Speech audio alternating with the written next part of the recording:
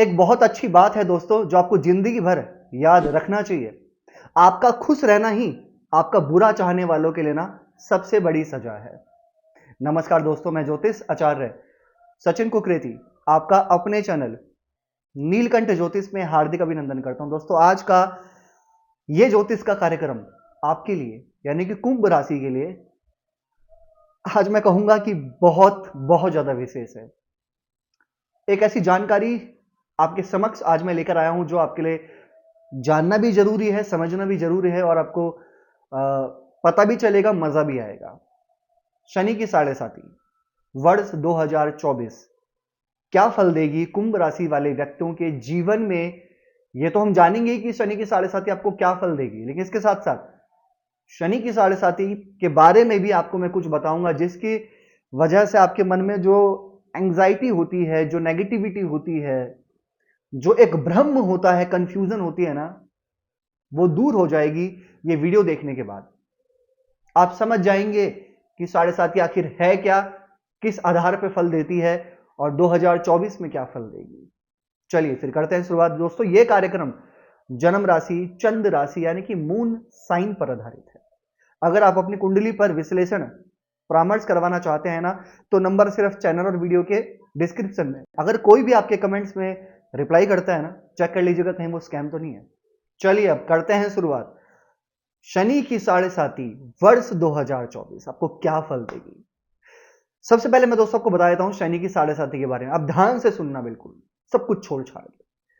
शनि की साढ़े साती, साढ़े साती इसका मतलब कि 7.5 साल के लिए आती है। जब भी साढ़े साती आती है शनि की, 7.5 साल के लिए हमारे जीवन में आती है। ठीक है, हर व्यक्ति के जीवन में आती है और जब आती है, जब खत्म हो जाती है तो फिर दोबारा आती है 22 साल बाद।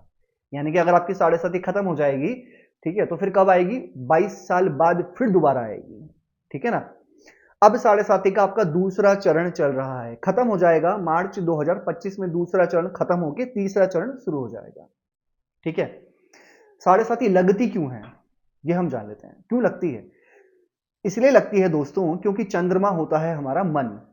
ठीक है, जब चंद्रमा से गोचर करते हुए, ट्रांजिट करते हुए शनिदेव 12वें घर में आते हैं ना, तो साढ़े साती प्रारंभ हो जाती है। चंद्रमा हमारा मन होता है और शनिदेव कौन है? शनिदेव अति प्रिय ग्रह हैं। मैं मानता हूं बहुत अच्छे प्लैनेट शनिदेव को। क्यों? क्योंकि एकमात्र वही प्लैनेट हैं जिन्होंने कर्मों का लेखा जोखा अपने पास रखा हुआ है। तभी तो लोग डरते हैं। अगर कर्मों का लेखा जोखा रखने वाला कोई ना हो तो हर कोई व्यक्ति कहीं ना कहीं बहुत जल्दी गलत कर्म में, क्योंकि नेगेटिविटी जल्दी आ जाती है लोगों के अंदर बजाय पॉजिटिविटी के। तो इसलिए दोस्तों कर्मों का लेखा जोखा रखते हैं शनिदेव और साढ़े साती में उसी के आधार पर शनिदेव फल देते हैं। और आपकी कुंडली में शनिदेव कैसे हैं ये बहुत मैटर करता है। तो 3 चरण होते हैं शनिदेव के, 2.5 साल के, जो कि न्यायाधीश है शनिदेव, परमात्मा द्वारा नियुक्त है कर्म फलदाता। जब पहला चरण चलता है साढ़े साती का, ठीक है, जो आपका चला होगा 2020 में आए थे और 2023 जनवरी तक आपका पहला चरण था। शनिदेव जब पहले चरण में आते हैं ना, थोड़ा सा आलस्य, किसी काम में मन नहीं लगना, किसी काम में मन लगना तो फिर वो छोड़ देना, बहुत सारी चीजों को लेकर सोचना लेकिन एक्शन ना लेना, थोड़ा अपने आप की बॉडी में चेंज देखना, स्वास्थ्य रिलेटेड परेशानी देखना, आर्ग्यूमेंट होना, किसी एक जगह के बार बार चक्कर लगाना, जैसे कि मेडिकल स्टोर, हॉस्पिटल्स, कोर्ट कचहरी के, या किसी ना किसी चीजों के बार बार चक्कर लगाना। ये साढ़े साथी बहुत भगाते हैं शनिदेव पहले चरण में। जब दूसरे चरण में आते हैं जो आपका चल रहा है अभी, तो धीरे धीरे मेहनत करवाते हैं, स्ट्रगल्स देते हैं, एफर्ट्स डालते हैं, रिजल्ट भी साथ साथ उसके साथ साथ चल रहा होता है। Efforts result, efforts result. Result थोड़ा सा स्लो होता है अगर आपकी कुंडली में शनिदेव थोड़े कमजोर हैं तो। अगर कुंडली में शनिदेव अच्छे हैं, बहुत अच्छे हैं, स्वय राशि के हैं, उच्च के हैं, तो शनिदेव रंक से राजा बनाने में भी देर नहीं करते। ऐसे प्लेनेट हैं कि साढ़े साती में सिर्फ शनिदेव करते हैं, आप कुछ नहीं करते, बहुत आगे लेके चले जाते हैं। और इसके साथ साथ काफी सारे जीवन में परिवर्तन लेकर आते हैं, आईना दिखा देते हैं आपको, सच्चाई का सामना आपसे करवा देते हैं। बिल्कुल ऐसा ही होता है। अब वर्ष 2024 में शनिदेव आपको क्या फल देंगे, शनि की साढ़े साती क्या आपको फल देगी? दोस्तों 2024 में शनिदेव आपके फर्स्ट हाउस में ट्रांजिट कर रहे होंगे, आपके चंद्रमा के ऊपर, यानी कि मन पर पूरा प्रभाव रहेगा शनिदेव का 2024 में। और दृष्टि शनिदेव की तीसरे घर में, सातवें घर में, 10वें घर पे पड़ेगी। एक बात कहना चाहता हूं, नेगेटिव पॉजिटिव दोनों हैं, समझिएगा। यहां पर उन व्यक्तियों को थोड़ा ध्यान रखना चाहिए कि जो रिलेशन में है, खराब तो कुछ नहीं होगा बहुत ज्यादा, लेकिन ये चंद्रमा पे शनि ना बहुत असमंजस, कंफ्यूजन डालते हैं, बहुत डाउट क्रिएट कर देते हैं, शंका उत्पन्न करते हैं मन के अंदर, अपने आप को बड़े ही सर्वश्रेष्ठ, बहुत चालाक समझते हैं। आप कुंभ राशि वाले व्यक्ति अपने आप को बड़े चालाक समझेंगे, इमोशनली थोड़े से यहां पर फील करेंगे 2024 में अपने आप को।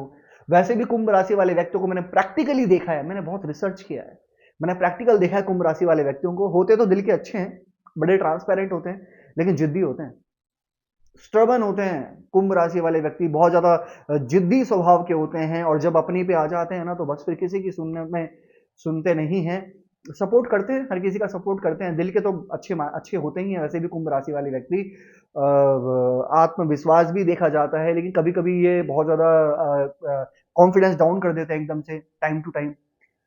2024 में शनिदेव ना आपके करियर में कुछ हद तक चेंज दिखा रहे हैं। कैसे? क्योंकि शनिदेव हो जाएंगे वक्री जुलाई 2024 में, साढ़े साथी भी और वक्री हो जाएंगे, तो 12वें घर का फल देंगे, यानी कि लॉन्ग ट्रैवल होंगे जुलाई 2024 के बाद।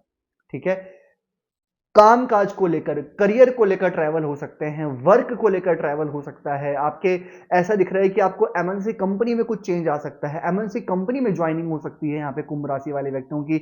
नौकरी में कुछ परिवर्तन हो सकता है, नौकरी में कुछ चेंज आने के आपके मन में विचार उत्पन्न हो सकते हैं, ऐसा मुझे यहाँ पे दिख रहा है वक्री हो जाने के बाद। वक्री होने से पहले यहां पर जो अनमैरिड है ना, उनके विवाह होने की संभावना है, विवाह की बातें होने की संभावना है, विवाह फाइनल होने की संभावना है। तो ये चीज मुझे दिखाई दे रही है यहाँ पे। तो नेगेटिव पॉजिटिव सब कुछ है। नेगेटिव बस ये है कि आपको ओवर थिंकिंग नहीं करना, दूसरों पे जल्दी से ट्रस्ट नहीं करना। कहते हैं ना कि ठीक है, आप सपोर्ट करो, आप हेल्पफुल है, दूसरों की मदद करने में आगे रहते हैं, लेकिन दूसरों की मदद करने के चक्कर में आपके साथ में कुछ गलत ना हो जाए, इसका ध्यान दीजिएगा 2024 में। हाँ, विशेष शनिदेव की दृष्टि तीसरे घर पे और दसम घर पे, सातवें घर पे, यानी कि तीसरे घर पर दृष्टि, यानी कि आप मेहनत भी करेंगे, एफर्ट्स भी डालेंगे, किसी एक चीज को लेकर पकड़ के बैठे रहेंगे आप कि मैं ये चीज करना चाहता हूं, तो उसी पे आपका फोकस रहेगा, ये चीज अच्छी दिख रही है, ट्रैवल्स करेंगे, एफर्ट्स आपके बिल्कुल अच्छे रहेंगे। लेकिन कभी कभी अगर आपको आलस्य आ जाता है, तो फिर बहुत बहुत ज्यादा आलस आपको देखने को मिलेगा, फिर आप उस कामकाज को छोड़ भी सकते हैं। तो इसलिए थोड़ा सा भी आलस आता है तो उसको दूर कर दे एकदम से। अगर ज्यादा बढ़ जाता है तो फिर आप उस काम को छोड़ सकते हैं। अब वो कुछ भी हो सकता है, चाहे वो आपका योगा हो, चाहे फिर वो आपकी एक्सरसाइज हो, चाहे फिर आपका पार्टनरशिप हो, कुछ भी हो। आलस्य आता है, उसको आप थोड़ा दूर हटा दें। ठीक है, ये ध्यान दीजिएगा। मैरिड लाइफ में शनि की दृष्टि है 7th हाउस में, तो साढ़े साथी आपको क्या फल देगी कि मैरिड लाइफ में पता नहीं चलेगा, सब कुछ अच्छा चल रहा है, सब कुछ बढ़िया चल रहा है, लेकिन खासकर डिनर के टाइम पे, खाने के टाइम पे आपके आर्ग्यूमेंट हो सकते हैं।